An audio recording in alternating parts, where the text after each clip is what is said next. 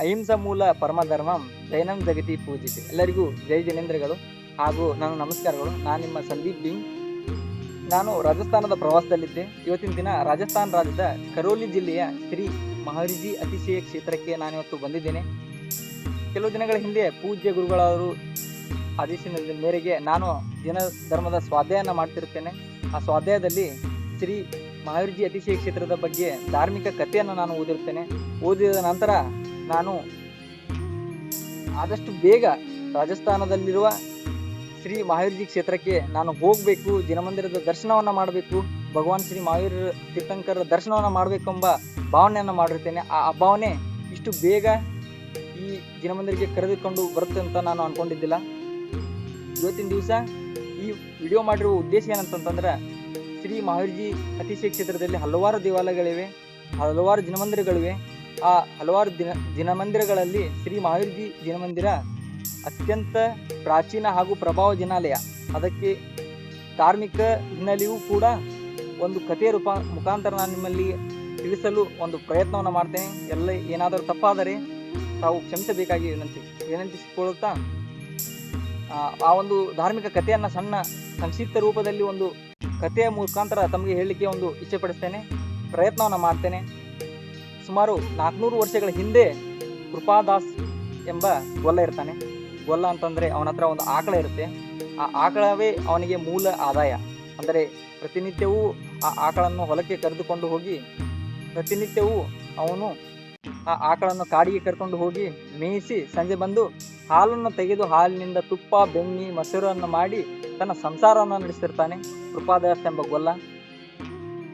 ಈಗೊಂದು ದಿನ ಅವನು ಆ ಆಕಳನ್ನು ಕರೆದುಕೊಂಡು ಕಾಡಿಗೆ ಹೋಗ್ತಾನೆ ಮೇಯಿಸಲಿಕ್ಕೆ. ಆಗ ಅವತ್ತು ಅವನಿಗೆ ಕೃಷಿ ಕೆಲಸ ಒಂದು ಬರುತ್ತೆ. ಕೃಷಿ ಕೆಲಸ ಬಂದ ಕಾರಣ ಆ ಆಕಳನ್ನು ಕಾಡಲ್ಲಿ ಬಿಟ್ಟು ತಾನು ಕೃಷಿ ಕೆಲಸ ಮಾಡಲಿಕ್ಕೆ ತಾನು ಕೃಷಿ ಭೂಮಿಗೆ ಹೋಗ್ತಾನೆ. ಲೇಟ್ ಆದ ಕಾರಣದಿಂದಾಗಿ ಅವನು ಕೃಷಿ ಭೂಮಿಯಿಂದ ಸೀದಾ ಮನೆಗೆ ಬರ್ತಾನೆ.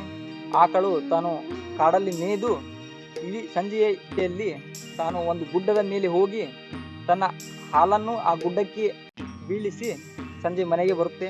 ಮನೆಗೆ ಬಂದ ನಂತರ ಕೃಪಾದಾಸನು ತನ್ನ ಪ್ರತಿನಿತ್ಯದ ಕೆಲಸದ ಹಾಗೆ ಸಂಜೆ ಆಕಳ ಹಾಲನ್ನು ತೆಗೆಯಲಿಕ್ಕೆ ಒಂದು ಪ್ರಯತ್ನವನ್ನು ಮಾಡ್ತಾನೆ. ಆದರೆ ಅವತ್ತಿನ ದಿನ ಅವನಿಗೆ ಹಾಲು ಸಿಗುವುದಿಲ್ಲ. ಯಾಕಂದರೆ ಆಕಳು ಆ ಗುಡ್ಡದ ಮೇಲೆ ಚೆಲ್ಲಿ ತಾನೇ ಹಾಲನ್ನು ಚೆಲ್ಲಿ ಬಂದಿರುತ್ತದೆ.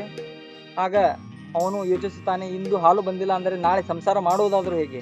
ಅವತ್ತಿನ ದಿನ ಅವನಿಗೆ ಆ ಆಕಳದ ಹಾಲೇ ಮೂಲ ಆದಾಯವಾಗಿರುತ್ತದೆ. ಅವನು ಸಂಸಾರ ನಡೆಸಲಿಕ್ಕೆ ಮೂಲ ಆದಾಯವೇ ಆ ಆಕಳ ಹಾಲವಾಗಿರುತ್ತದೆ. ಆದ ನಂತರ ಅವನಿಗೆ ಹಾಲು ಸಿಕ್ಕಿಲ್ಲವೆಂಬ ಕಾರಣದಿಂದಾಗಿ ತನ್ನ ಸಂದಿಗ್ಧ ಪರಿಸ್ಥಿತಿಯಲ್ಲಿ ತನ್ನ ಹೆಂಡತಿಯೊಂದಿಗೆ ಚರ್ಚೆ ಮಾಡಿ ಮಾತಾಡಿ ನಾಳೆ ಹೇಗೆ ಸಂಸಾರ ನಡೆಸಬೇಕೆಂದು ಒಂದು ಚರ್ಚೆ ಮಾಡಿ ನಾಳೆ ಅವನ ಆಕಳ ಹಾಲನ್ನು ಕದ್ದಿರೋರು ಯಾರು ಅಂತ ತಿಳಿಲಿಕ್ಕೆ ಅವನ ಆಕಳನ್ನು ಮುಂದೆ ಬಿಟ್ಟು ತಾನು ಹಿಂದೆ ನೋಡಬೇಕೆಂದ ಒಂದು ಯೋಚನೆಯನ್ನು ಮಾಡಿ ಮಲಗ್ತಾನೆ. ಬೆಳಗ್ಗೆ ಆಕಳನ್ನು ಕಾಡಿಗೆ ಕರೆದುಕೊಂಡು ಹೋಗ್ತಾನೆ. ಆಕಳನ್ನು ಮುಂದೆ ಮೇಯಿಸಲಿಕ್ಕೆ ಬಿಟ್ಟು ತಾನು ಯಾರಿಗೂ ಕಾಣದ ಹಾಗೆ ಆ ಆಕಳನ್ನು ಹಿಂದಿಂದ ನೋಡ್ತಾ ಹೋಗ್ತಾನೆ. ಆಕಳ ಮೇಯ್ದು ಇಳಿ ಸಂಜೆಯ ಹೊತ್ತಿಗೆ ತಾನು ತನ್ನ ಗುಡ್ಡದ ಮೇಲೆ ಹೋಗಿ ತನ್ನ ಹಾಲನ್ನು ತಾನೇ ಆ ಗುಡ್ಡಕ್ಕೆ ಅರ್ಪಿಸುತ್ತೆ. ಇದನ್ನು ಕಂಡ ಕೃಪಾದಾಸನು ಆಶ್ಚರ್ಯಗೊಳ್ತಾನೆ. ಆಕಳು ತಾನೇ ಹಾಗೆ ಆಕಳ ಹಾಲನ್ನು ತಾನು ಅಲ್ಲಿ ಬಿಟ್ಟು ಬರುತ್ತದೆ ಅಂತಂದು. ಆಗ ಅಲ್ಲಿಂದ ಆಶ್ಚರ್ಯಗೊಂಡು ಓಡಿ ಬರ್ತಾನೆ ಊರಿನ ಕಡೆಗೆ. ಊರಿಗೆ ಬಂದು ಗ್ರಾಮದ ಮುಖಂಡರಿಗೆ, ಗ್ರಾಮದ ಹಿರಿಯರಿಗೆ ಎಲ್ಲರಿಗೂ ಹೇಳಿ, ಹೀಗೆ ನನ್ನ ಆಕಳು ಒಂದು ಗುಡ್ಡದ ಮೇಲೆ ತನ್ನಿಂದ ತಾನೇ ಹಾಲನ್ನು ಅಲ್ಲಿ ಚೆಲ್ಲಿ ಬರ್ತಾ ಇದೆ, ಇದರಲ್ಲಿ ಅಲ್ಲೇನೋ ಧಾರ್ಮಿಕ ದೈವ ಶಕ್ತಿ ಇದೆ ಅಂತ ಹೇಳಿ ಒಂದು ಗ್ರಾಮದ ಮುಖಂಡರಿಗೆ, ಹಿರಿಯರಿಗೆ ಒಂದು ಸಂದೇಶವನ್ನು ಕೊಡ್ತಾನೆ.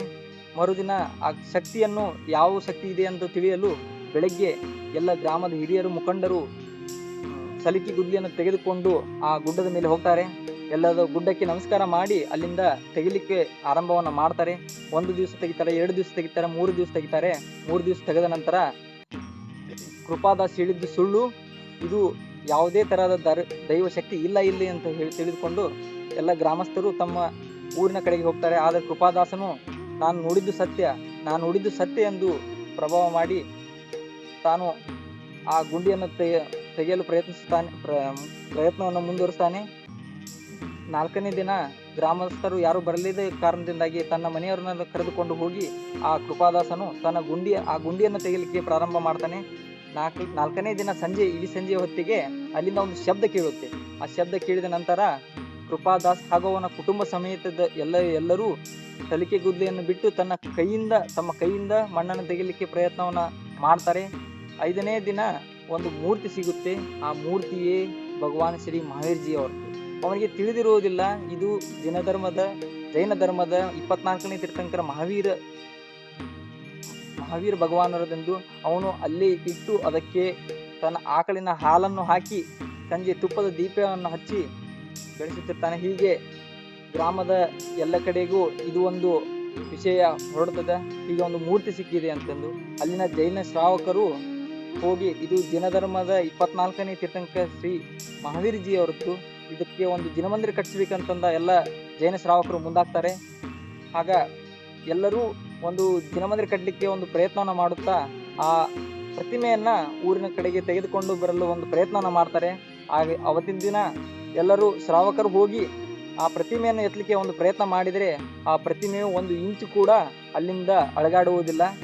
ಆಗ ಜೈನ ಶ್ರಾವಕದಲ್ಲಿ ಒಬ್ಬನಾದ ಅಮರ್ ಚಂದ್ ಬಿಲಾಲ್ ಎಂಬ ಒಬ್ಬ ಜೈನ ಶ್ರಾವಕನು ಜಿನಮಂದಿರವನ್ನು ಇಲ್ಲೇ ಕಟ್ಟಬೇಕೆಂಬ ದಿಢೀರ ನಿರ್ಧಾರವನ್ನು ತಾನು ಕೈಗೊಳ್ತಾನೆ. ಆ ಕೈಗೊಂಡ ನಿರ್ಧಾರ ಅದೇ ನೆಲದಲ್ಲಿ ಭಗವಾನ್ ಶ್ರೀ ಮಹಾವೀರ್ಜಿಯವರ ಒಂದು ಪ್ರತಿಮೆಯ ಜಿನಮಂದಿರವನ್ನು ಕಟ್ಟುತ್ತಾನೆ. ಆ ಕಟ್ಟಿದ ಜಿನಮಂದಿರದಲ್ಲೇ ನಿಂತುಕೊಂಡು ನಾವು ಈ ಕಥೆಯನ್ನು ಕೇಳುತ್ತಿರುವುದರಿಂದ ನಮ್ಮ ಪುಣ್ಯ ಭಾಗ್ಯ. ಇದೀಗ ನೀವು ನೋಡ್ಬೋದು ಅದೇ ಜಿನಮಂದಿರ ಇದು. ನಾನು ತೋರಿಸ್ತೇನೆ ನಿಮಗೆ.